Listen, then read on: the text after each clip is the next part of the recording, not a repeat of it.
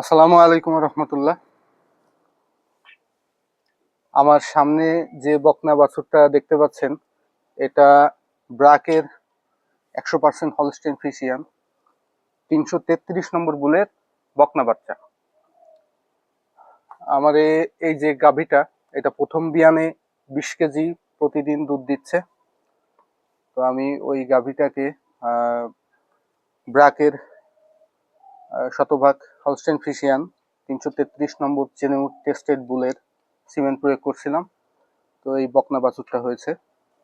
তো খামারে লাভজনক অবস্থায় নিয়ে যেতে ভালো মানের সিমেন্ট প্রয়োগের কোনো বিকল্প নেই। তো আমি আশাবাদী যে আমার এই বকনাটা ওর মায়ের থেকেও ভালো প্রোডাকশন দিবে, এবং এখনই ওর যে গঠন তাতে আমি সন্তুষ্ট। এই বাচ্চাটার বয়স এখন 70 দিনের মতো। বাচ্চাটা যখন 20 দিন বয়স ছিল তখন এফএমডিতে আক্রান্ত হয়েছিল। তো মহান আল্লাহর রহমতে বাচ্চাটা বেঁচে আছে।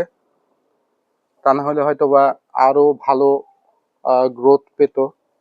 আলহামদুলিল্লাহ এখন পর্যন্ত সবকিছু সুন্দর আছে।